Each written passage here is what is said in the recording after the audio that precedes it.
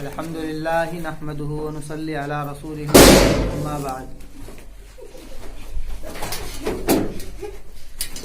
اعوذ باللہ من الشیطان الرجیم بسم اللہ الرحمن الرحیم. کرسی کو ادھر کرو, اس کو ادھر کرو, یہ کرسی کو ادھر لو.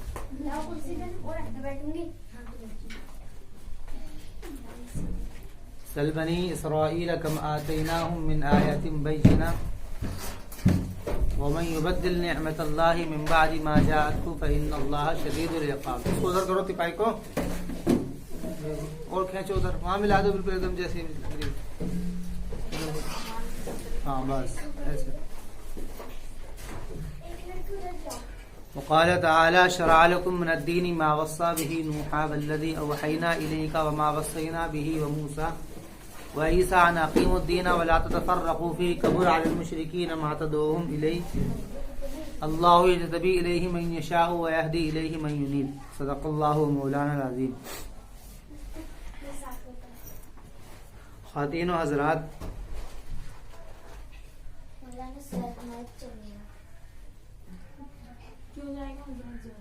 اللہ رب العزت کا یہ قاعدہ اور قانون رہا ہے شروع سے کہ اللہ رب العزت نے ہر قوم کے اندر نبی کو بھیجا ہے. جتنی بھی قوم دنیا کے اندر آئی ہیں ان ساری قوموں کے اندر نبیوں کو بھیجا جاتا رہا ہے مستقل. وَلِكُلِّ قَوْمٍ هَادٍ, قرآن میں اللہ تعالیٰ فرماتے ہیں ہر قوم کے لیے ہم نے ہدایت پہنچانے والا اور ہدایت کرنے والا اور ہدایت دینے والا بھیجا ہے.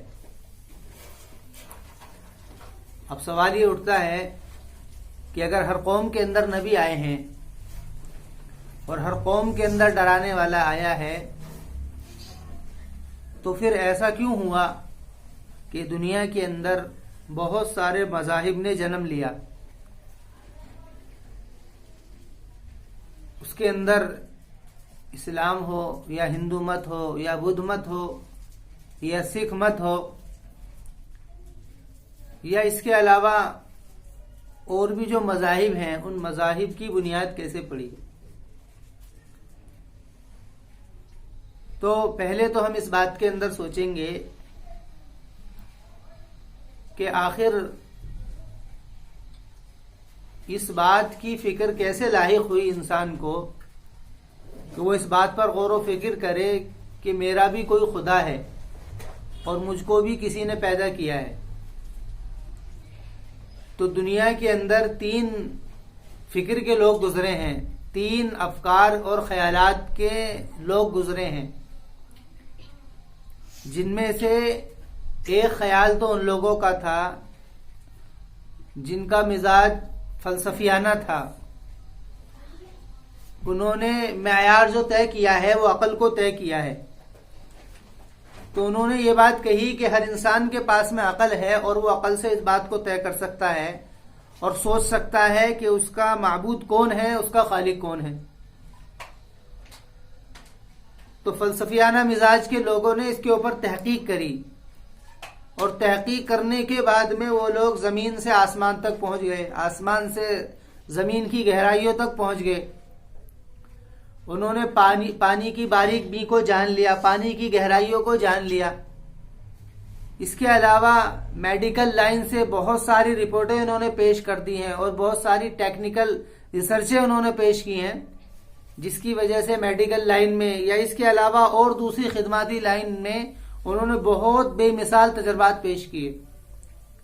اور ان تجربات کو پیش کرتے کرتے جب ان کا خیال یہ آیا کہ آخر اس کے بارے میں غور و فکر کیا جائے کہ ہمارا خالق کون ہے, مالک کون ہے, جب اس کے اوپر انہوں نے غور و فکر کیا تو آخری بات ان لوگوں نے یہ کہی کہ ایتھیزم کے بارے میں ہم کچھ نہیں بول سکتے ہیں.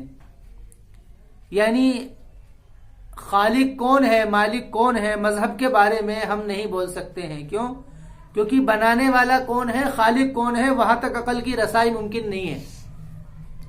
عقل کی رسائی ممکن نہیں ہے کہ عقل جو ہے, عقل کی رسائی ممکن نہیں ہے. دیکھیے ہر انسان کے پاس میں اللہ رب العزت نے کچھ احساسی تدابیریں اور احساسی ذرائع دیے ہیں جن کی بنیاد پر انسان صحیح اور غلط کا فیصلہ کرتا ہے. ہر انسان کے پاس میں وہ احساسی چیزیں ہیں جس کو ہم حواس خمسہ کہتے ہیں، آنکھوں کے ذریعے سے دیکھ کر کے علم ہوتا ہے. کسی چیز کو دیکھا آنکھوں نے تو آنکھوں نے دیکھ کر کے اس کا ایک تصویر خاکہ ذہن میں فٹ کر دیا. پانی کو دیکھا تو پانی کو دیکھ کر کے خاکہ فٹ ہو گیا کہ یہ پانی ہے، اس سے پیاس بجھتی ہے. اس کے علاوہ کوئی چیز دیکھی تو اس کو دیکھ کر کے خاکہ فٹ ہو گیا. کھانا دیکھا تو کھانے کو دیکھ کر کے یہ علم ہوا کہ اس سے پیٹ بھرتا ہے. تو آنکھوں کا جو تعلق ہے وہ دیکھنے سے. اس کے علاوہ کان سے سن کر کے کسی بات کا علم ہوتا ہے. یہ بات سنی کہ بھی فلاں جگہ کوئی بات ہو گئی ہے، کوئی حادثہ ہو گیا ہے، تو اس کو بات کو سن کر کے کانوں میں جب بات سنی تو اس کا خاکہ ذہن میں بیٹھ گیا کہ ہاں بھی فلاں جگہ یہ معاملہ ہو گیا ہے. اس کے علاوہ ناک، اللہ تعالیٰ نے ایک احساسی ادراک بنایا ہے کہ ناک کے ذریعے سے سونگھنے سے یہ بات پتہ لگتی ہے کہ یہ خوشبو ہے یا بدبو ہے. بو کا امتیاز ناک کے ذریعے سے پیدا ہوتا ہے. اس کے علاوہ ایک ہے طاقت جس کو کہا جاتا ہے قوت ذائقہ. زبان پر رکھ کر کے ذائقہ ٹیسٹ کا پتہ لگتا ہے کہ کڑوی ہے یا میٹھی ہے یا اس کے علاوہ نمکین ہے. ان سب کے جو جائزے ہیں ٹیسٹ وہ زبان سے پتہ لگتا ہے. اس کے علاوہ ہاتھ کے ذریعے سے چھو کر کے پتہ لگتا ہے کہ چھو کر کے علم ہوتا ہے کسی چیز کا، کہ چھونے کے بعد میں کسی چیز کا علم ہوتا ہے کہ یہ گرم ہے یا ٹھنڈا ہے. تو یہ انسان کے جو حواس سے خمسہ ہیں. اس کے علاوہ ایک حواس وہ ہے جو کہ نظر نہیں آتا، جس کو عقل کہتے ہیں. عقل سے بھی انسان کسی چیز کو سوچتا ہے اور سوچ کر کے کچھ مرکبات اور مقدمات کو ترتیب دے کر کے کسی چیز کا فیصلہ کرتا ہے. کوئی چیز مرکبات میں کوئی مقدمات سے لی، کوئی مؤخرات سے لی اور یہ بات بنا دی کہ ہاں بھائی یہ کام اس طریقے سے ہو رہا ہے. اس کے تو یہ جو حواس ہیں یہ ایسی چیز ہے کہ جن کے ذریعے سے بنائے استدلال جو ہے فلسفیانہ مزاج کے ذہنوں میں یہی ہے. جو فلسفیانہ مزاج کے لوگ ہیں، سائنٹیفک جس کو بولا جاتا ہے، کہ انہوں کے اندر یہ چیز ہے جن کی بنیاد پر وہ استدلال کرتے ہیں. تو نظریں تو قاصر ہیں، نظر قاصر ہے، خدا کو دیکھ نہیں سکتی کیونکہ آنکھوں کے ذریعے سے اللہ نظر نہیں آتا. اس کے علاوہ کانوں سے کسی نے بات نہیں سنی، وہ کوئی سونگنے کی چیز نہیں ہے جس سے سونگ کر کے پتہ لگ جائے. چھو کر کے پتہ نہیں لگتا. تو ان لوگوں نے یہ بات آخر میں پیش کر دی کہ یہ بحث ہماری نہیں ہے اور اس کو ہم نہیں پیش کر سکتے ہیں کہ آخر ہمارا مالک اور خالق کون ہے. یہ کہہ کر کے انہوں نے جان چھڑا لی. دوسرے افکار کے جو لوگ تھے وہ صوفیانہ مذاہب کے لوگ تھے. وہ لوگ تھے کہ جنہوں نے یہ بات کہی کہ ہمارے ہی باطن میں ایک ایسی دنیا ہے کہ جس کی سیر کر کر کے ہم اس بات کا فیصلہ کر سکتے ہیں کہ ہمارا مالک اور خالق کون ہے.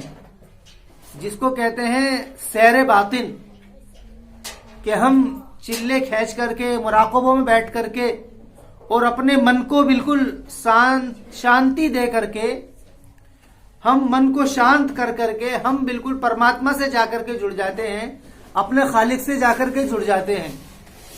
تو ان خیال کے لوگوں سے جو مذہب پیدا ہوا اس کا نام ہے بدھ مت، بدھزم جس کو بولتے ہیں. تو ان خیال کے لوگوں سے بدھزم مذہب پیدا ہوا. اس کے علاوہ ایک تیسرا نظریہ بالکل الگ ہے جس کو کہا جاتا ہے الہامی مذاہب. الہامی مذاہب کس کو کہا جاتا ہے؟ الہامی مذاہب اس کو کہا جاتا ہے کہ جس کے اندر کسی طبقے کو یا کسی لوگوں کو یا کسی قوم کو، کسی معاشرے کو کوئی کتاب الہام کر دی گئی ہو اور اس کتاب کے اندر خالق اور مالک کا تعارف بھیج دیا گیا ہو. خالق اور مالک کا تعارف جس کتاب کے اندر بھیج دیا گیا ہو اس کو الہامی مذاہب کہتے ہیں. الہامی مذاہب اس کو کہا جاتا ہے جس کے اندر کتاب کے ذریعے سے خالق اور مالک کا تعارف بھیج دیا گیا ہو، اس کو الہامی مذاہب کہا جاتا ہے، الہامی مذہب کہا جاتا ہے. تو بات یہ چل رہی تھی ہماری کہ دنیا کے اندر آخر اتنے سارے خیالات اور افکار کے لوگ پیدا کیسے ہوئے. اتنے زیادہ خیالات اور افکار کے لوگ پیدا کیسے ہوئے؟ تو سوچنے کی بات یہ ہے کہ اصل میں یہ بات غور فکر کی نہیں ہے کہ دنیا کے اندر اتنا فساد پیدا کیسے ہوا. اس لیے کہ ہر ایک کو اپنے بارے میں فیصلہ لینے کا حق ہے. کوئی بھی اپنے بارے میں فیصلہ لے سکتا ہے اچھے برے باتوں کا. اگر کوئی یہ سوال کرنے لگے کہ جب اخلاقی اعتبار سے کوئی انسان اس بات کو برداشت نہیں کر سکتا ہے کہ معاشرے کے اندر کرپشن ہو، چوری ہو، ڈکیتی ہو، زناکاری ہو، سود خوری ہو، اس کے علاوہ فاحشات ہو، اس کو کوئی پسند نہیں کرتا، لیکن اس کے باوجود یہ ساری چیزیں معاشرے کے اندر ہیں. آپ دیکھو کسی بھی علاقے کو آپ دیکھو جا کر کے، شاید کوئی علاقہ ایسا ہو جو کرپٹڈ نہ ہو. ہر علاقے کے اندر کسی نہ کسی اعتبار سے ماحول اور معاشرہ خراب ہے.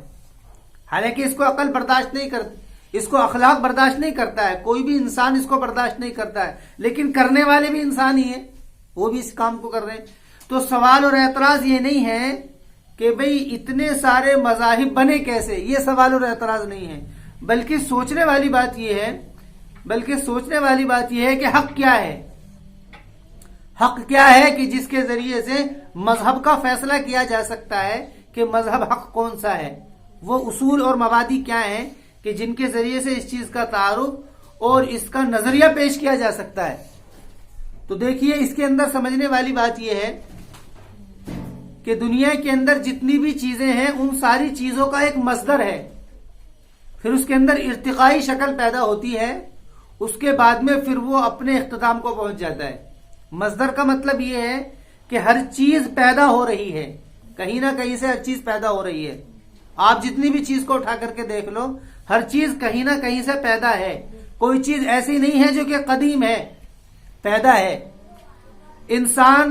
انسانوں میں کا سب سے پہلا انسان آدم علیہ السلام ہے.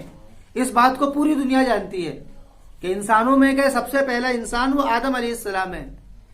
اس کے علاوہ جانوروں میں سے بھی جتنی بھی نسلیں ہیں ان سے پہلوں کی ایک نسل ہے، یہ اللہ تعالیٰ نے پیدا کی ہے. کوئی چیز ایسی دنیا کے اندر نہیں ہے کہ جس کا مصدر نہ ہو، یعنی جو پیدا نہ ہوئی ہو. ایسی کوئی چیز نہیں ہے جو ہمیشہ سے ہو، ایسی کوئی چیز نہیں ہے.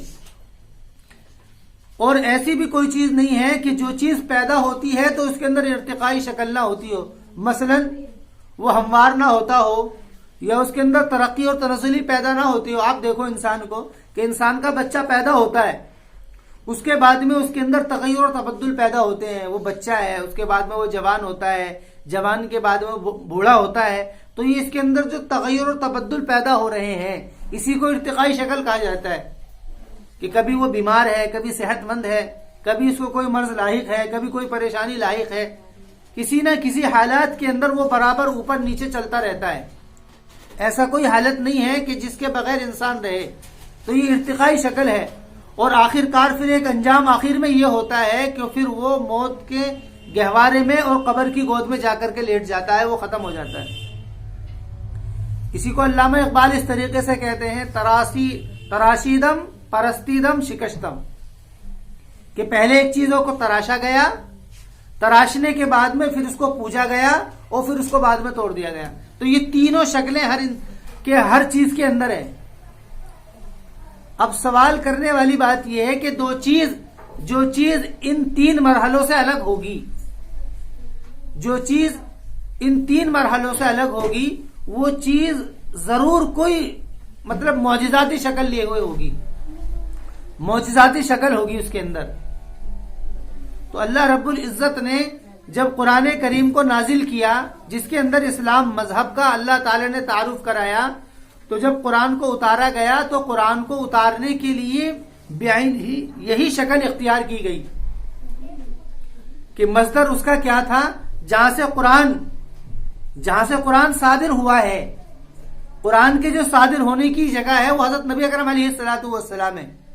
اور رسول اکرم علیہ الصلوۃ والسلام کی وہ زندگی جو 40 سال مکہ کے اندر گزری ہے، اور آپ علیہ الصلوۃ والسلام نہ لکھ سکتے ہیں، نہ بول سکتے، نہ لکھ سکتے تھے، نہ پڑھ سکتے تھے، بلکہ ایجوکیشنل لائن میں بالکل آپ زیرو تھے، کچھ نہیں جانتے تھے، پڑھنا لکھنا آپ کو نہیں آتا تھا. اس لیے رسول اکرم علیہ السلام کا خطاب ہی امی تھا. ایسا نہیں ہے کہ اس دور میں پڑھائی لکھائی کا رواج نہیں تھا، بلکہ بڑے بڑے ادیب اور شعراء اس زمانے کے اندر رہے ہیں کہ جنہوں نے اپنی زبان عربی کے اندر ایسے ایسے اشعار، نظم اور شعر و شاعری کی ہے کہ جن کی مثال آج تک نہیں ملتی ہے، جن کی مثال آج تک نہیں ملتی ہے۔ زبانی اعتبار سے جو لوگ صلاحیت اور استعداد رکھتے ہیں وہ لوگ ادبا اور شعراء ہوتے ہیں۔ ہمارے زمانے کے اندر بھی بہت ادیب اور شاعر ہیں جو لوگ بولنے کے اندر ماہر ہیں، اپنی باتوں کو شعر اور نظم و نسق میں بول دیتے ہیں، شعر اور نظم و نسق میں بول دیتے ہیں وہ لوگ، اور ان کا کوئی مثل نہیں ہوتا ہے۔ تو ایسے ہی میں عرض کر رہا تھا کہ عرب کے اندر جب رسول اکرم علیہ السلام آئے تھے تو اس دور میں شعر و شاعری کا خاص رواج تھا۔ لوگ زبان کے اندر اتنے زیادہ ماہر تھے کہ پوری دنیا کے اندر ورلڈ لیول کے اوپر عرب سے زیادہ کوئی بھی فصیح و بلیغ نہیں تھا، بات کرنے کے اندر، اپنی بات کو سمجھانے کے اندر، کلام کو پرونے کے اندر، حتیٰ کہ یہاں تک بھی ہوتا تھا کوئی واقعہ کسی کے سامنے بیان کر دیا گیا، کوئی واقعہ کسی کے سامنے بیان کر دیا گیا کہ فلاں جگہ ایسے ہوا، تو سنتے ہی فوراً وہ اس پورے کلام کو اور اس پورے ریکارڈ کو، جو پورا واقعاتی ریکارڈ تھا، اس کو نظم و نقش میں شعر کے انداز میں کہہ دیا کرتے تھے۔ اتنے زیادہ وہاں کے لوگ جو تھے اس میں ایجوکیشنل لائن میں اتنے ہائی لیول کے اوپر تھے، ان کا مقابل نہیں ہو سکتا ہے، اتنے زیادہ آگے تھے۔ اسی دور کے اندر حضرت نبی اکرم علیہ الصلوۃ والسلام کہ جو پڑھنا لکھنا نہیں جانتے تھے، لوگ ان کو امی کہا کرتے تھے۔ آپ اخلاقی اعتبار سے تو بہت آگے تھے لیکن تعلیمی اعتبار سے آپ کچھ نہیں جانتے تھے۔ حتیٰ کہ ایک واقعہ مشہور ہے کہ رسول اکرم علیہ الصلوۃ والسلام کے سامنے جب حدیبیہ کا واقعہ پیش آیا اور جب صلح حدیبیہ ہوئی تو صلح حدیبیہ کے دوران جب باتیں چل رہی تھی تو مکے والوں نے کہا کہ بھئی ایک صلح نامہ لکھو کہ ہمارے تمہارے درمیان صلح نامہ ہے، عقد ہے۔ تو اس کے اندر صلح نامے کی جو پہلی سطر تھی وہ یہ تھی، ھذا من محمد رسول اللہ صلی اللہ علیہ وسلم۔ تو مکے والوں نے اعتراض کیا کہ نہیں، رسول اللہ کو ختم کرو۔ صحابہ نے کیوں کہ رسول اللہ کا نام کیوں ختم کرے کہ بھئی اگر ہم ان کو رسول مان لیتے تو ہمارے درمیان لڑائی کیوں ہوتی؟ ہماری آپس کی لڑائی اسی وجہ سے ہے کیونکہ ہم ان کو رسول نہیں مانتے۔ تو حضرت علی رضی اللہ عنہ لکھ رہے تھے اس خط کو، تو آپ نے کہا حضرت علی سے کہ اس کو مٹا دو، تو حضرت علی رضی اللہ عنہ نے کہا کہ نہیں یا رسول اللہ، کہ میں کبھی بھی میں رسول اللہ آپ کے نام کے آگے سے نہیں مٹا سکتا ہوں۔ تو پھر آپ علیہ السلام نے پوچھا کہ مجھے بتاؤ کہاں لکھا ہوا ہے، کہ مجھے بتائیے کہاں لکھا ہوا ہے۔ تو حضرت علی نے اشارہ کیا کہ اس جگہ لکھا ہوا ہے، یہ ہے وہ۔ تو پھر آپ نے اس کو مٹایا، دیکھو آپ دیکھو، یہ حال تھا۔ تو سوچنے والی بات ہے، ایسا شخص کہ جو پڑھنا لکھنا نہیں جانتا ہے، کہ جس کو کوئی تعلیمی لائن سے کوئی واقفیت نہیں ہے، وہ پہلے ہی دن ایسا کلام پیش کر دے کہ جس کلام کے جیسا کسی کی ہمت نہ بنے۔ سب سے پہلے دن کہ جب رسول اکرم علیہ الصلوۃ والسلام کو نبوت دی گئی تو آپ علیہ الصلوۃ والسلام نے قرآن پیش کیا، اقرأ بسم ربک الذی خلق، خلق الانسان من علق، اقرأ وربک الاکرم الذی علم بالقلم۔ یہ آیتیں جب تلاوت کی ہیں تو مکے والے حیران رہ گئے اس بات کو سن کر کے کہ بھئی یہ کیا چیز ہے، یہ کیا چیز ہے؟ کیوں؟ کیونکہ مصدر نہیں تھا۔ نہیں بھئی مصدر کب ہوتا کہ جب اس کو کوئی ایسا آدمی پیش کرتا جو کہ پڑھائی لکھائی کے اندر اعلیٰ قسم کے اوپر پہنچا ہوا ہو، فرسٹ لیول کے اوپر ہو، وہ جانتا ہو تعلیمی لائن کو، وہ جانتا ہو تعلیمی ثقافت کو، وہ جانتا ہو کلام کو پرونا، کلام کے نظم و نسق کو جانتا ہو۔ آپ تو کچھ نہیں جانتے تھے لیکن ایسا کلام پیش کر دیا، اور پھر قرآن ہی کی دوسری آیت کے اندر یہ بات بطور دلیل استدلال پیش کی گئی کہ یہ قرآن کسی انسان کی زبان نہیں ہے، یہ قرآن کسی انسان کی زبان نہیں ہے، بلکہ یہ تو قرآن خالق کائنات کی طرف سے عطا کردہ ہے۔ اور اگر تمہارے ذہن میں یہ خیال ہے کہ یہ قرآن کسی انسان کی زبان ہے تو پھر اس جیسی آیت کوئی پیش کرو۔ وَإِن كُنتُمْ فِي رَيْبٍ، کہ اگر تم شک کے اندر ہو تو ایسی کوئی آیت پیش کرو۔ پورے عرب کو اس بات کا چیلنج اور اس کا دعویٰ پیش کیا گیا کہ اس جیسی کوئی آیت پیش کرو۔ کیوں؟ کیونکہ اگر یہ انسان کی زبانی ہوگا تو اس جیسا کوئی بنا سکتا ہے؟ مورخین نے اس بات کو لکھا ہے، تاریخی ریکارڈ میں آپ کے سامنے پیش کر رہا ہوں، مورخین نے یہ بات لکھی ہے کہ اس وقت کے جتنے بھی ادیب اور شعراء تھے، جتنے پروفیسر وہاں کے تھے، وہ سارے کے سارے عاجز ہو گئے اس بات کے اوپر کہ اس جیسی ایک آیت بنا سکیں.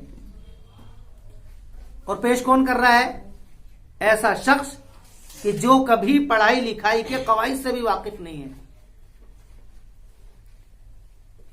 رسول اکرم صلی اللہ علیہ وسلم امی تھے، حالانکہ امی علماء نے ادب کے لہجے میں تعریف کی ہے، اور رسول اکرم علیہ السلام ایسی ذات ہیں کہ جن کے بارے میں ادب کا اعلیٰ معیار لانا چاہیے، لیکن بات اس لیے کہنی پڑ رہی ہے تاکہ بات واضح ہو.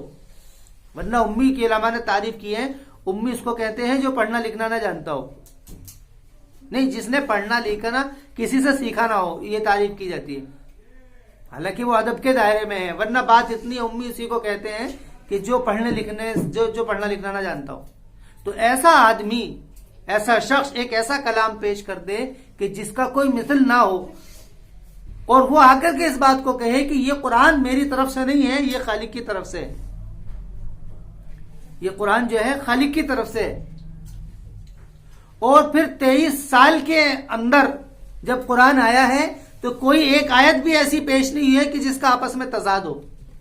آپ دیکھو، انسانی کوئی کلام ہو، آج میں ایک بات کو کہہ رہا ہوں، کچھ دن کے بعد میں میرے اندر عقل بڑھے یا کچھ لوگوں کے مجھے خیالات آئیں تو میں اپنی بات کا انکار کر دوں گا کہ نہیں اس دن جو میں نے کہا تھا وہ بات صحیح نہیں تھی. جیسے کہ ہوتا بھی اب پڑھائی کے دوران بات چل رہی ہے، چلتے چلتے ایک بات بتا دی ہے، کچھ دن کے بعد میں جب آگے گئے کچھ بات پتہ لگی کہ نہیں وہ جو بات بتائی تھی وہ صحیح نہیں تھی، صحیح ہے. تو مطلب کیا ہے کہ یہ ارتقاء جو ہو رہا ہے کلام کے اندر، یہ کلام کے اندر جو ارتقاء ہو رہا ہے، بات کے اندر جو رد و بدل ہو رہا ہے، اس کی وجہ کیا ہے؟ اس کی وجہ ہے کیونکہ انسانی بات ہے، انسانی بات ہے، غلط ہو سکتی ہے، اس میں بھی کچھ بھی رد و بدل ہو سکتا ہے، آپس میں ٹکراؤ ہوتا ہے. ہماری بھی بہت ساری باتیں ایسی ہوتی ہیں کہ جو ہم بول رہے ہیں آج صحیح ہے، کچھ سالوں کے بعد میں ہمیں خود اپنے بارے میں اس بات کا اطمینان ہو جاتا ہے کہ نہیں اس وقت میں ہم غلط تھے. لیکن 23 سال کے اندر انسان کی زندگی کا 23 سال وہ وقفہ ہوتا ہے جس میں انسان کی زندگی کا ایک دور بدل جاتا ہے. انسان کی زندگی میں 3 دور ہوتے ہیں: بچپن، جوانی، بڑھاپا. 15 سال کے 7-8 سال تک آدمی بچہ ہے، اس کے بعد میں جوان ہو گیا 40-50 سال تک. تو یہ جو 10 سال کے بعد میں 40-50 سال تک کا جو زمانہ ہے، اس کے بعد میں کچھ وقت بڑھاپے کا. اگر انسان کی 60 سال کی زندگی کو 3 جگہ تقسیم کر دیا جائے تو کتنے ہوتے ہیں جی؟ 20 سال. تو 20 سال اور یہ ہوا ہے 23 سال کے اندر. تو 23 سال کے اندر ایک مرتبہ بھی ایسا نہیں ہوا ہے کہ کسی نے اس قرآن کے مقابل میں کوئی آیت پیش کر دی ہو، یا قرآن کی آیتوں میں ہی خود ٹکراؤ ہو گیا ہو، خود ٹکراؤ ہو گیا ہو کہ قرآن کی ایک آیت تو اس بات کو کہہ رہی ہے اور دوسری اس بات کو کہہ رہی ہے. اور تعجب کی بات یہ ہے کہ پیش کرنے والا ایسا شخص ہے کہ جو نظم و نسق کے قواعد سے ہی ناواقف ہے، جانتا ہی نہیں ہے. تو اس کے اندر مصدر جو ہے، آنے کی جگہ جو ہے، تو اب سوچنے والی بات یہ ہے کہ جب یہ ایسے شخص سے آ رہا ہے تو عقل خود اس بات کو سوچے گی کہ یہ کلام کس کا ہے، اور وہ کلام ایسا کہ جس کا کوئی مثل پیش نہیں کر سکا، اور جس کے سامنے کوئی اپنی بات کو واضح نہیں کر سکا، اور اس جیسا بھی نہیں پیش کر سکا. اس سے آگے کی تو بہت دور کی بات ہوتی، اس جیسا پیش نہیں کر سکا. تو وہ قرآن لے کر کے اللہ تعالیٰ نے حضرت نبی اکرم علیہ الصلوۃ والسلام کو دنیا کے اندر بھیجا، اور دے کر کے بھیجنے کے بعد میں پھر یہ بات اپنے ذمے لگا لی ہے کہ اس قرآن کی حفاظت ہمارے ذمے ہے، اس کی ایک ایک آیتوں کی ہم حفاظت کریں گے. آپ دیکھ لیے ساری دنیا کے اندر آپ میرے سامنے کوئی 2 آدمی بھی ایسے پیش کر دو کہ جو کسی آیت کے جو کسی کتاب کے حافظ ہوں. 2 آدمی پیش کر دو میرے سامنے، کوئی بھی کتاب. حالانکہ بہت بڑی بڑی کتابیں ہیں، مذاہب کتابیں ہیں، ٹیکنیکل کتابیں ہیں، ایجوکیشنل کتابیں ہیں، سائنٹیفک بکیں ہیں، یا اس کے علاوہ ایتھیزم بک ہیں، بہت ساری بکیں ہیں مذہب کے علاوہ، یا مذہب والی کتابیں بھی. 2 آدمی ایسا پیش کر دو کہ جو ان کا حافظ ہو. لیکن قرآن کریم کے بارے میں میرے سامنے کوئی ایسا علاقہ پیش کر دو کہ جس کے اندر اس کے حافظ نہ ہو. ایسا ایک علاقہ پیش کر دو. ساری دنیا کے اندر ایک نہیں بلکہ ایک علاقے کے اندر تم کو سینکڑوں لوگ ایسے مل جائیں گے جو اس قرآن کے حافظ ہیں، جو قرآن کو جانتے ہیں. کیونکہ اللہ نے اس کا وعدہ کیا ہے حفاظت کا. کیوں؟ کیونکہ یہ کوئی ایجوکیشنل بک نہیں ہے کہ جو ختم ہو جائے گی، بلکہ یہ مذہبی کتاب ہے جس کو قیامت تک رہنا ہے انسان کی ہدایت کے لیے. اس کے اوپر 1-2 دن نہیں گزرے ہیں، 1-2 سال نہیں گزرے ہیں، بلکہ 1400 سال سے برابر ایسے ہی تواتر کے ساتھ میں یہ نقل ہوتی بھی آ رہی ہے. کوئی اس کے اندر رد و بدل نہیں ہے. اس 1400 سال کے اندر بڑے بڑے عقلداں گزرے ہیں، بڑے بڑے ارسطو جیسے، افلاطون جیسے بہت بڑے سائنٹیفک لوگ، زبان دانی کے دعوے کرنے والے ایسے ایسے لوگ گزرے ہیں، لیکن کوئی بھی اس کا مقابل پیش نہیں کر سکا. اور جن لوگوں نے مقابل پیش کیا ہے تو ان کے دوسرے لوگوں نے تردید کر دی آ کر کے، نہیں کہ انہوں نے جو بات پیش کی تھی یہ صحیح نہیں ہے، تردید کی ہے. دوسرے لوگوں نے آ کر اس کو تردید کر دی. کیوں؟ کیونکہ تردید اسی بات کی ہوتی ہے جو صحیح نہ ہو، جو انصاف کے معیار کے اوپر نہ ہو. لیکن اس سے پہلے جو کتابیں تھیں، اب سوال یہ ہے کہ پھر ایسا کیوں ہوا کہ دوسرے مذاہب پھر بنے، دوسرے مذاہب بنے؟ اس کی وجہ کیا ہوئی؟ تو دیکھیے بات یہ ہے، قرآن کریم جہاں پر اپنی دعوت دیتا ہے وہاں پر قرآن کریم ایک بات کو کہتا ہے. قرآن کیا کہتا ہے؟ قرآن کہتا ہے ذالک الکتاب لا ریب فیہ ھدی للمتقین الذین یؤمنون بالغیب وَيُقِيمُونَ الصَّلَاةَ وَمِمَّا رَزَقْنَاهُمْ يُنْفِقُونَ. اس بات کو قرآن کہتا ہے کہ اس کتاب میں کوئی شک نہیں ہے، اس کتاب میں کوئی شک نہیں ہے، ہدی للمتقین، کہ یہ متقیوں کے لیے ہدایت ہے. یہ قرآن جو ہدایت ہے یہ متقیوں کے لیے ہدایت ہے. متقی کون؟ متقی وہ لوگ جو کہ جن کے اندر مالک کا ڈر ہو، کہ جن کے اندر مالک کا خوف ہو، خالق کا ڈر ہو، خالق کا خوف ہو، کہ یہ ان کے لیے ہدایت ہے. کہ اس سے وہ لوگ رہنمائی پائیں گے کہ جو کہ خالق سے ڈرتے ہیں، مالک سے ڈرتے ہیں، کہ وہ لوگ اس سے رہنمائی پائیں گے، وہ رہنمائی پائیں گے. دیکھیں عقلی اعتبار سے تو انسان کے پاس میں جو بنائے استدلال ہے وہ 3 چیزیں ہیں کہ جن کی وجہ سے آدمی کسی چیز کو پرکھتا ہے. پرکھنے کے لیے انسان کے اندر اللہ نے 3 چیزیں دی ہیں پرکھنے کے لیے. آپ دیکھو کہ ایک کسوٹی ہوتی ہے کہ جس کے اوپر رکھ کر کے پرکھا جاتا ہے، کسوٹی کے اوپر رکھ کر کے پرکھا جاتا ہے کہ جس سے یہ بات پتہ لگی جاتی ہے. سونار جو ہوتا ہے، سونار، اس کے پاس میں ایک کسوٹی ہوتی ہے جس میں وہ سونا ڈال کر کے بتا دیتا ہے، تپا کر کے بتا دیتا ہے کہ اس کے اندر سونا کتنا % ہے، اور اس کے علاوہ جو چیز باقی دوسری ادروائز اس کے بعد میٹل ہے وہ کتنا ہے، وہ اس کو بتا دیتا ہے اس کسوٹی میں رکھ کر کے. اسی طریقے سے اللہ نے ہر انسان کے لیے بنائے استدلال جن سے انسان پرکھتا ہے وہ 3 چیزیں بنائی ہیں. ایک تو حواس خمسہ جو میں نے بتایا آپ کے سامنے، نظر ہے، ناک ہے، زبان ہے، کان ہے، اعضاء ہیں انسان کے. اس کے علاوہ دوسرا جو بنائے استدلال ہے وہ ہے عقل. عقل کے ذریعے سے آدمی سوچتا ہے کسی چیز کو کہ یہ صحیح ہے یا غلط ہے. تیسری چیز ہے تواتر، تاریخ، اسٹیبلش ہسٹری بولتے ہیں جس کو. تواتر کے ساتھ میں کوئی چیز منتقل ہوتی بھی آ رہی ہے، پیچھے سے ایک بات ہمارے سامنے آ رہی ہے کہ ایک بات، جیسے کہ ہندوستان کے بارے میں یہ بات تاریخاً آئی ہے کہ ہندوستان کئی سالوں تک غلاموں کے قید میں رہا ہے، غلام رہا ہے، انگریزوں کے قید میں رہا ہے، غلام رہا ہے. اس کو کسی کتاب کے اندر لکھنے کی ضرورت نہیں ہے سمجھنے کے لیے کہ کوئی ہمارے سامنے کتاب لکھ کر کے دے اور ہم اسی بات کا یقین کریں. نہیں، یہ تو تواتراً ہمارے تک آیا ہے، ہمارے بڑوں نے، ان کے بڑوں نے، بلکہ 70 سال سے زیادہ اس کو عرصہ ہو چکا ہے اور ابھی تک ہمارے پاس میں کوئی کتاب نہیں. اگر نہ بھی ہو تب بھی ہم اس بات کو ماننے پر مجبور ہیں کہ ہاں ہندوستان غلام رہا ہے، کیونکہ یہ تاریخی ریکارڈ ہے کہ جس کو 1-2 لوگوں نے نہیں بلکہ ہندوستان کے ہر ایک آدمی نے اس کو بیان کیا ہے. تو اسی طریقے سے قرآن کریم کو ان تینوں معیار کے اوپر پرکھ کر کے دیکھیے آپ. ہسٹوریکل ریکارڈ اگر آپ دیکھیں گے کہ قرآن میں جو جو چیزیں بیان کی ہیں وہ ساری، مکہ ہمارے سامنے موجود ہے، مدینہ ہمارے سامنے موجود ہے، عرب کے وہ باشندے ہمارے سامنے موجود ہے، مسلمانوں کی وہ فتح ہمارے سامنے موجود ہے، مکے کے اندر صلح حدیبیہ کا وہ واقعہ موجود ہے، مدینے کی وہ تاریخیں موجود ہے. کوئی بھی ایسا واقعہ نہیں ہے جو ہسٹوریکل ریکارڈ کے ذریعے سے ہمارے تک آیا اور وہ نہ ہو، ایسا کوئی بھی نہیں ہے. تو تاریخی اعتبار سے تو اس کا انکار نہیں ہو سکتا. اس بات کو کہ نہیں حضرت محمد صلی اللہ علیہ وسلم مدینے کے اندر آئے ہیں, انہوں نے قرآن پیش کیا ہے, مدینے کے اندر وہ قبر اطہر کے اندر ہیں, حضرات صحابہ ان کے ساتھ میں رہے ہیں. یہ تاریخی ریکارڈ کے ذریعے اگر آپ دینی کتابوں کو ایک طرف کر دو, ساری کتابوں کو, دینی جتنی کتابیں ہیں وہ سب ایک طرف کر دو, آپ بخاری ہے, مسلم ہے, سیاہ ستہ, نسائی, سب کو ایک طرف کر دو. ان کو ایک طرف کرنے کے باوجود بھی تاریخی ریکارڈ ہمارے سامنے ایسا ہے کہ جو ہمیں بتاتا ہے کہ یہ سارے واقعات ہوئے ہیں. تو تاریخی اعتبار سے تو اس کو نہیں جھٹلایا جا سکتا.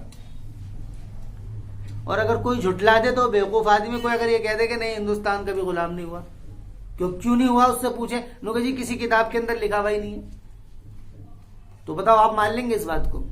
یہ تو ایک تاریخی ریکارڈ ہے جس کو ایک نے نہیں بلکہ ہزاروں لوگوں نے اس کو بیان کیا ہے. دوسرا جو حواس خمسہ ہے اس کو قرآن نے چیلنج کیا, کان سے متعلق نہیں ہے, زبان سے متعلق ہے, کہ زبان جو اس کے اندر لکھی ہوئی ہے ایسا کوئی پیش کرو, ایک آیت پیش کرو. قرآن نے یہ چیلنج کیا ہے حواس خمسہ کو کہ ایک آیت پیش کرو اس کے جیسی, ایک آیت پیش کرو تم. بلکہ تاریخ کے اندر یہ بھی لکھا ہے کہ بعض لوگوں نے قرآن کی جیسی آیتیں پیش کرنے کی کوشش کی, جیسے کہ ایک آیت ہے وہ الم تری کیف فعل ربک باصحاب الفیل خرطومہ طویل وعنقہ قلیل وحدیمہ قصیر. یہ آیت پیش کی, جس کا ترجمہ یہ ہے کہ کیا تم نے ہاتھی کو نہیں دیکھا, کہ کیا نہیں دیکھا, خرطومہ طویل, خرطومہ قصیر, کہ جس کی گردن چھوٹی ہے, وعنقہ طویل, اور اس کی جو ناک ہے سونڈ لمبی ہے, وحدیمہ قصیر نہیں وعینہ قصیر, اور اس کی آنکھیں چھوٹی ہیں. یہ آیت پیش کری ایک نے, الم تری کیف فعل ربک باصحاب الفیل خرطومہ طویل وعنقہ قصیر وعینہ قصیر, اس طریقے کے الفاظ ہیں. تو آپ دیکھیے, آپ بتائیے کہ کوئی آپ کے سامنے اس بات کو بیان کرے تو کیا کوئی عقل والا ذی شعور آدمی اس بات کو کہ وہ یہ کہہ سکے ہاں بھئی یہ کوئی مذہبی بات کہہ رہی ہے یہ کتاب, یہ تو کوئی فسانہ بیان کر رہی ہے اونٹ کہ کیا نام ہے, اس کے بارے میں, ہاتھی کے بارے میں کہ بھئی ہاتھی ایسا ہوتا ہے. چھوٹے بچوں کو کہانی سنا جائے, کس سے کہانیاں, کہ ایک بھالو آیا اور اس کی اتنی لمبی گردن تھی, اس کی اتنی لمبی پونچھ تھی. تو یہ تو فسانہ ہے. تو اسی وقت میں جس نے پیش کیا تھا, جب اس نے پورے عرب کے مجمع کے سامنے اس بات کو پیش کیا تو سارے لوگ اس کے منہ کو دیکھ کر کے ہنسنے لگے, ابے تو ہمیں بچہ سمجھ کر کے کہانی سنا رہا ہے یا کوئی آیت پیش کر رہا ہے. ان لوگوں نے خود کہا, اور بلکہ اس کے بعد میں جس نے پیش کیا تھا اس نے خود اعتراف کیا کہ ہاں جی یہ جو ہے کیا نام ہے یہ نہیں ہو سکتی اس کی ذرا پیش. آپ دیکھیے نا, ایک کلام آپ نے ایسا پیش کیا جو عقل مندی کا کلام ہے, کہ جس سے عقل کو بڑھایا جا رہا ہے, یہ سمجھداری کی بات ہے. اب اسی جیسی بات آپ ایک ایسی پیش کریں کہ جس سے مذاقیہ بات ہو, عاشقانہ باتیں ہو, شاعرانہ باتیں ہو, تو یہ کہاں سے اس کے اندر مناسبت ہو سکتی ہے؟ تو ایک نہیں ہے مثال, ہزاروں مثالیں ہیں کہ ان لوگوں نے پیش کرنے کی کوشش کی ہے لیکن عاجز رہ گئے, عاجز ہو گئے, کہ لوگ جو ہیں عاجز ہو گئے ہیں, نہیں پیش کر پائے. اور ان کے عاجز ہونے کی وجہ سے جو تیسرا معیار ہے کہ جس کے ذریعے سے انسان پرکھتا ہے, عقل نے اس بات کو پیش کر دیا کہ ہاں کہ یہ جو ہے کلام بالکل سچا ہے, اور یہ کسی ایسی طاقت کی طرف سے ہے کہ جو طاقت انسان کو چلا رہی ہے, اس ساری دنیا کو چلا رہی ہے, ساری دنیا کے نظم کو چلا رہی ہے. اس لیے اللہ کا کوئی نام نہیں ہے. اللہ جو ہے یہ ایک عربی کا لفظ ہے جس کو معبود کہا جاتا ہے. اللہ جو ہے ایک عربی لفظ ہے جس کے معنی ہے معبود. اس کا نام کیا ہے, اس کے اعضاء کیسے ہیں, اس کا ہاتھ کیسا ہے, اس کے کام کرنے کا طریقہ کیا ہے, وہ کیسے کام کرتا ہے, کیسے کام انجام دیتا ہے, کیسے وہ ساری چیزیں کرتا ہے, اس کا علم انسانی عقل کے دائرے سے خارج ہے. جس طریقے سے اس کا علم عقل کے دائرے سے خارج ہے، اسی طریقے سے اس کی طرف سے جو بیان پیش کیا گیا ہے قرآن کریم، وہ بھی انسان کی زبانی اور حواس سے خمسہ اور عقل اور ہسٹوریکل لائن سے بالکل بعید ہے کہ اس کے ذریعے سے نہ تو اب تک سنا ہے اور نہ ہی کہا جا سکتا ہے۔ اب اتنے سارے قیاسات پیدا ہو جائیں، اس کے بعد میں اگر کوئی اس کا انکار کرتا ہے تو پھر انکار کرنے والا اس بات کو بتائے گا کہ اس کے سامنے کیا وجہ بنی ہے کہ جس نے انکار کیا ہے، اور جس کی وجہ سے اس کی وجہ سے اتنے سارے مذاہب دنیا کے اندر وجود میں آئے ہیں، اور جن لوگوں نے مذہب کو اپنے اسلام کے علاوہ قبول کیا ہے وہ خود اپنی وجہ بتائیں گے کہ کیوں انہوں نے کیا۔ آپ دیکھیں نا کہ کوئی بھی آدمی، عقل مند آدمی اپنی بات کو پیش کرتا ہے اور اس کو بالکل دلائل کے ساتھ میں پیش کرتا ہے۔ اب اگر اس کی بات کو کوئی نہ مانے تو اس کا مطلب کیا ہے کہ وہ حق نہیں ہے؟ آپ بتائیے کہ اس کا بات کوئی آدمی اس کو نہ دیکھے تو کیا وہ حق نہیں ہے؟ اس کی مثال ہوا ہے۔ ہوا کو کس نے دیکھا ہے؟ دیکھا ہے کسی نے نہیں دیکھا ہوا کو، لیکن کیا کوئی آدمی اس کا انکار کر سکتا ہے کہ ہوا نہیں ہے؟ عالمی سطح کے اوپر تو نہیں، ایک بیوقوف سے بیوقوف شخص بھی اس کا انکار نہیں کر سکتا ہے کہ ہوا نہیں ہے۔ نہیں، ہوا ہے، بلکہ جو انکار کریں گے ان کو لوگ بیوقوف کہیں گے کہ بیوقوف ہی نہیں بنتے، حالانکہ ہوا کو دیکھا نہیں کسی نے، لیکن اس کا انکار نہیں کیا جا سکتا۔ انکار کیوں نہیں کیا جا سکتا؟ کیونکہ اس کے عمل کو، رد عمل کو اور اس کے استنباط اور استخراج کو دیکھا جا رہا ہے۔ ہم دیکھتے ہیں ہوا کے ذریعے سے کہ ہم ہوا محسوس کرتے ہیں، اگر وہ ہوا شدت لیتی ہے تو طوفان بن جاتی ہے، سمندری کی موجوں کو اٹھا دیتی ہے۔ یہ ساری چیزیں ہمارے سامنے نظر آتی ہیں۔ تو اسی طریقے سے ہم دیکھتے ہیں، اور وہ دلائل اور جو وجہیں ہیں، تعدد خالق کی جو وجہیں ہیں وہ بھی قرآن نے پیش کی ہیں۔ لَوْ كَانَ فِيهِمَا آلِهَةٌ إِلَّا اللَّهُ لَفَسَدَتَا، کہ اگر دنیا میں اللہ کے علاوہ بھی دوسرے معبود ہوتے تو دنیا کا نظام ختم ہو جاتا۔ اگر ایک بھی ہوتا، اس کو قرآن نے اپروچ جو کیا ہے وہ عقل سے کیا ہے کہ عقل سے تم دیکھو کہ کسی علاقے کے اندر اگر ایک کے علاوہ دو ہو جائیں، پردان ہو جائے تو آپ بتائیے کہ وہ نظام کیسے چلے گا؟ وہ خاندان، کسی گھر کے اندر اگر دو مکھیا ہو جائے تو بات کیسے چلے گی بتائیے؟ مکھیا چلتی نہیں بات، ایک ہی آدمی تو چلتا ہے۔ آپ دیکھ لو کسی بھی پد کے اوپر آپ کو ایک ہی ملیں گے، دو نہیں ملیں گے۔ ملک کا پرائم منسٹر ایک ملے گا، سی ایم ایک ملے گا، اس کے نیچے پردھان ایک ملے گا، اس کے نیچے جتنے بھی ہیں وہ سب ایک ایک ملے، دو کوئی نہیں ملے گا۔ کیوں؟ کیونکہ نظام چلانا ہے۔ تو سوچنے والی بات ہے کہ جب دنیا کا چھوٹا سا نظام ایک کی جگہ دو سے نہیں چل سکتا ہے تو دنیا کا اتنا بڑا نظام دو سے کیسے چل سکتا ہے؟ دو سے کیسے چل سکتا ہے؟ تو اسی چیز کے تعارف کا نام اور اسی چیز کے مان لینے کا نام ایمان ہے۔ بس اسی چیز کا نام ایمان ہے۔ ایمان اسی بات کا نام ہے، ایمان اسی بات کا نام ہے۔ اور ایمان اس بات کے بعد میں پھر اس خالق کی اور مالک کی پرستش کا نام ہے کہ اس کی مالک کی پوجا کی جائے، اس کی اپاسنا کی جائے، اس کی عبادت۔ یہ سارے زبانی اختلاف ہے، یہ الگ الگ زبان کے لفظ ہیں، ہم کہہ سکتے ہیں۔ تو عربی میں کہہ لو عبادت ہے، دوسری زبان میں کہہ لو پوجا ہے، اپاسنا ہے، پرستش ہے، کچھ بھی کہہ سکتے ہیں۔ یہ الگ الگ زبانوں کے الفاظ ہیں۔ تو جب ہم نے یہ تصور کر لیا کہ خالق ایک ہے، کیونکہ ساری دنیا کی طاقت کو ایک ہی شخص چلا سکتا ہے، اور وہ ایسی ذات ہے کہ جو انسانوں میں سے نہیں ہے۔ کیوں نہیں ہے انسانوں میں سے؟